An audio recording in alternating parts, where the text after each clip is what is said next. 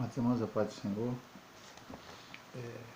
No dia dessa terça-feira, quero deixar também uma palavra de Deus para os irmãos, para abençoar a tua vida nesse momento aí de coronavírus, de toda essa situação que estamos vivendo, mas que mesmo assim o Senhor está ao nosso lado para nos abençoar e para nos ajudar. Segunda carta a Timóteo, capítulo 1, a partir do verso 8, diz assim: Portanto, não te envergonhes do testemunho de nosso Senhor, nem de mim que sou prisioneiro seu. Antes participa das aflições do Evangelho segundo o poder de Deus, que nos salvou e chamou com uma santa vocação, não segundo as nossas obras, mas segundo o seu próprio propósito e graça que nos foi dado em Cristo Jesus antes dos tempos dos séculos, e que é manifesta agora pela aparição de nosso Salvador Jesus Cristo, o qual aboliu a morte e trouxe a luz, a vida e a incorrupção pelo Evangelho, para que fui constituído pregador e apóstolo e doutor dos gentios, por cuja causa padeço também isto, mas não me envergonho, porque eu sei em quem tenho crido, e estou certo que é poderoso, para guardar o meu depósito até aquele dia. Aqui está o apóstolo São Paulo, em uma das suas cartas da prisão, onde ele estava preso, segunda carta a Timóteo, escrevendo a um jovem pastor chamado Timóteo, orientando sobre a vida cristã, sobre a vida espiritual e dando exemplo da sua própria vida. Paulo é um homem que perseguiu o Evangelho, foi contrário às coisas de Deus, até mesmo permitindo a morte de muitos servos de Deus, como Estevão, está escrito lá no livro de Atos Apóstolos. As pessoas que apedrejavam Estevão jogavam os seus roupas aos pés de Saulo, O nome dele hebraico era Saulo, o nome grego era Paulo, ou romano, A qual ele usava depois de um tempo para que pudesse pregar aos gentios. Estudamos até recentemente isso numa lição da escola dominical. Este homem permitiu ali a morte de Estevão, que é assim que se fazia, As pessoas jogavam as suas vestes, e aquela pessoa que estava ali e recebia as vestes nos seus pés estava dando o seu assentimento, a que as pessoas pudessem fazer o que iam fazer, ou seja, apedrejar outra pessoa. Ele perseguiu a igreja, muitas coisas fez. Mas um dia, ao caminho de Damasco, ele recebeu uma visão, uma palavra de Cristo, e ele primeiro ficou cego, depois Ananias orou por ele, ele ficou curado, e dali ele passou a pregar o Evangelho de Cristo.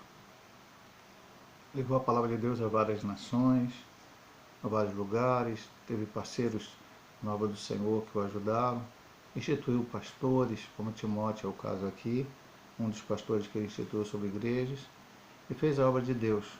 Mas ele também sofreu muito, até ser preso várias vezes, e ele estava aqui em um dos seus momentos de prisão. E o texto, o que eu quero mais dizer para você é o versículo 12, o final do versículo 12, mas caminhar rapidamente aqui nos outros versículos, Ele diz para Timóteo: portanto, não te envergonhe do testemunho de nosso Senhor Jesus Cristo, nem de mim, que sou prisioneiro seu. Antes participa das aflições do Evangelho, segundo o poder de Deus. Esta é uma realidade. Você quer pregar o Evangelho, você quer viver o Evangelho, você quer ser um servo de Deus, uma serva de Deus. A Bíblia diz, Jesus disse: no mundo tereis aflições. Pastor, mas só aflições? Não, meu amado irmão. No mundo também você vai ter outras situações de bênção, de coisas que vão acontecer na sua vida. Mas aquele que verdadeiramente quer servir ao Senhor, ele vai passar por aflições, por lutas. Porque nós, primeiramente, a Bíblia diz claro, nós não lutamos contra a carne nem contra o sangue. Nós lutamos contra os principados e potestades que habitam nos lugares celestiais. Com certeza, o inimigo de nossas almas vai lutar o tempo todo de nossa existência para nos tirar da presença de Deus, para que abandonamos o Evangelho, para que deixamos de servir o Senhor, e até mesmo para que deixamos de pregar a sua palavra. Então nós precisamos estar sempre atentos, como ele diz aqui a Timóteo: não se vergonhe do testemunho de nosso Senhor, e nem de mim, que sou prisioneiro, mas participa das aflições do Evangelho segundo o poder de Deus. Ele convoca Timóteo a entender essas dificuldades que ele iria passar, que nos salvou e chamou com uma santa vocação, não segundo as nossas obras, mas segundo o seu próprio propósito e graça que nos foi dada em Cristo Jesus antes dos tempos dos séculos. É um assunto que temos falado muito nas nossas pregações, estudamos na escola dominical, domingo principalmente, né? E na lição anterior também, que a salvação de nosso Senhor Jesus Cristo não ela começou antes da fundação do século. O projeto de Deus para a salvação do homem já estava todo programado antes mesmo de ter criado o próprio homem. Jesus Cristo é o Cordeiro de Deus que foi morto antes da fundação do mundo. Isso quer dizer que o projeto de salvação do Senhor já estava todo encaminhado. O homem pecou realmente lá no Éden, e o projeto foi colocado em execução, e o Senhor Jesus Cristo veio no momento certo e morreu naquela cruz. E é por esses méritos de Cristo é que nós somos salvos. Ele diz claramente aqui, nos salvou, chamou com uma santa vocação, não segundo as nossas obras.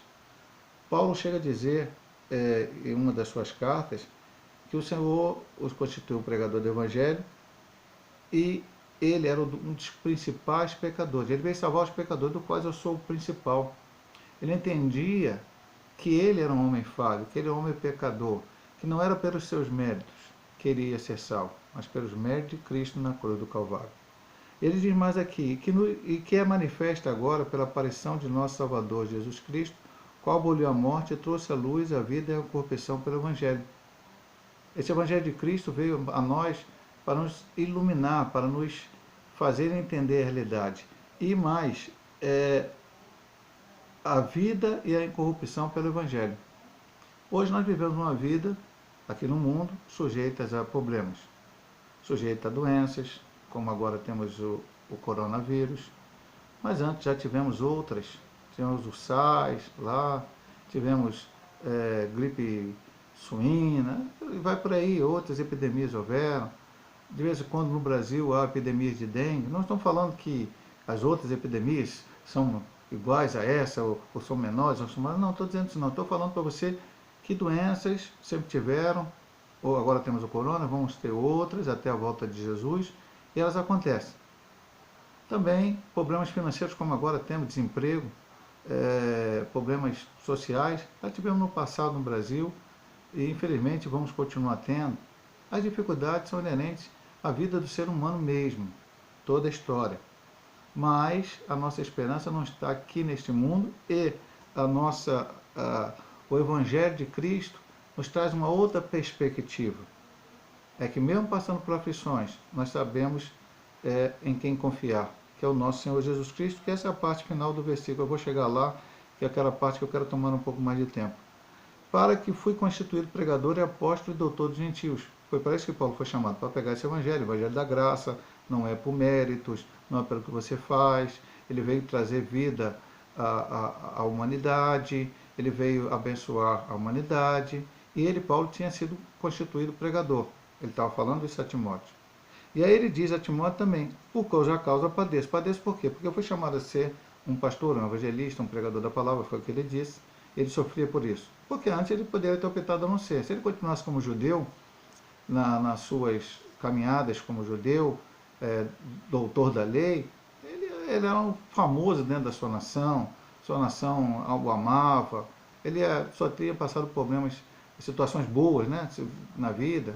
Lógico que ele ia passar um outro problema, mas não seria perseguido como foi por se tornar um apóstolo, um pregador. Mas ele não se arrependia disso. Ele disse, não me envergonho, me padeço, mas não me envergonho. Por quê?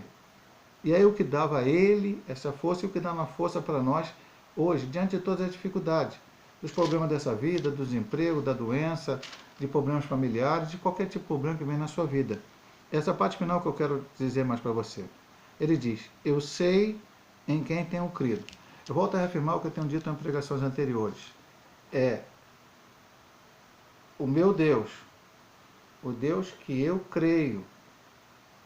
A tua experiência, eu sempre digo na igreja, é muito bom e é necessário testemunho das pessoas, e que a gente sabe o que elas passaram, o que elas viveram, o que elas receberam, como foi a vida dela, e nós fomos nos alimentar com ele. Isso é muito bom que aconteça na igreja, precisamos cada um de nós testemunhar daquilo que tem acontecido em nossas vidas e Deus tem feito. Os exemplos da Bíblia, os heróis da Bíblia Sagrada, os homens de Deus da Bíblia Sagrada, aqueles que viveram com Cristo, tiveram a sua vida ali consagrada ao Senhor, maravilha, glória a Deus por isso, muito bom mesmo. Louvado seja o nome do Senhor por isso. Mas, meu amado irmão, eu tenho que ter minha própria experiência com Deus. E como eu tenho experiência com Deus? Conhecendo Ele através da sua palavra, aceitando Ele como Salvador e agora vivendo o Evangelho. E a experiência do homem de Deus não é só a experiência de coisas maravilhosas. Eu sempre cito o homem chamado Jó. Jó era um riquíssimo e mesmo assim era temente a Deus, fiel. Houve uma reunião entre os servos de Deus, Satanás apareceu lá, o Senhor falou, viu meu servo Jó temente, sincero, reto. Satanás viu, mas é porque ele tem muita coisa, o Senhor deu muita bênção para ele, então ele é assim. Aí Deus falou, então pode tirar as bênçãos materiais que eu dei a ele. O diabo tirou tudo, inclusive seus filhos morreram. E Jó continuou firme ao Senhor. Aí, novamente, uma reunião, o diabo aparece e diz, olha, e agora? Toca nele, até a sua saúde, mas não toca na sua alma. O diabo volta e Jó tem umas chagas, tem uma doença terrível, mas ele continua louvando o Senhor. Deus deu, Deus tirou, louvado seja o Senhor, recebemos Deus do bem, não recebemos o mal. Ele continua fiel a Deus. E ali tem 3 amigos que passam a falar com ele várias coisas, ele fala as suas palavras, depois um amigo, outro amigo chamado Eliú, fala alguma coisa contra aquilo que os seus amigos falaram e alguma coisa também contra Jó, e por finalmente Deus aparece a ele e conversa tete a tete com ele, frente a frente, fala com ele. E lá no finalzinho no capítulo 42, ele diz o seguinte, até agora eu te conhecia por ouvir falar, mas agora o tesouro te veio. Como assim, pastor? Os bens materiais, a prosperidade, tudo. Ele sabia de Deus, conhecia, era fiel, temente a Deus. Mas os olhos dele conheceram realmente Deus no momento da tribulação. Porque no momento da tribulação é que nós sentimos mais a presença de Deus. Muitas vezes nós temos... O ser humano é assim, infelizmente, confia na sabedoria, confia no dinheiro, confia na riqueza, confia em várias coisas, confia no outro ser humano, confia num Deus falso. Mas no momento da tribulação é que você vai clamar pelo Deus vivo e verdadeiro e Ele vai estar contigo. Paulo disse, eu sei em quem tenho crido. E disse mais, estou certo, ele não tinha dúvida disso, que é poderoso para guardar o meu depósito daquele dia. Que depósito é esse? A sua salvação. A Bíblia diz que vão ter 3 coisas. Vão ficar a fé, a esperança e o amor, uma delas é o amor. Lá em 1 Coríntios 3, o próprio apóstolo São Paulo disse isso.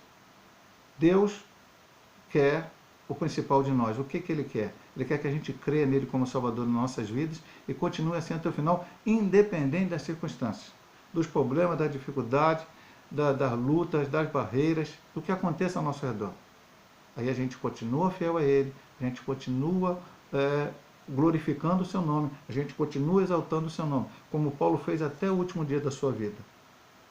E ele tinha certeza. Ele termina o texto aqui, dessa carta que ele escreveu a Timóteo, e talvez a gente possa até pregar depois, mais adiante, apenas nessa palavra, mas chega aqui no capítulo 4, ele fala aqui, ó, combati o bom combate, acabei a carreira, guardei a fé. Desde agora a coroa da justiça me está guardada, a qual o Senhor justo juiz me dará naquele dia, não somente a mim, mas também a todos que amarem a sua vida.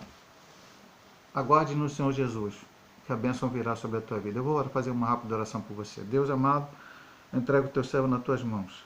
Como Paulo, seu Deus, possamos saber, ter confiança e ter a certeza que temos crido e que o Senhor é poderoso para guardar o nosso depósito, o nosso tesouro até o dia final. Com a bênção dEle, com a graça dEle, com a misericórdia dEle sobre as nossas vidas. Te pedimos em nome de Jesus. Amém. Amado irmão, minha amada irmã, Deus te abençoe através dessa palavra, em nome de Jesus.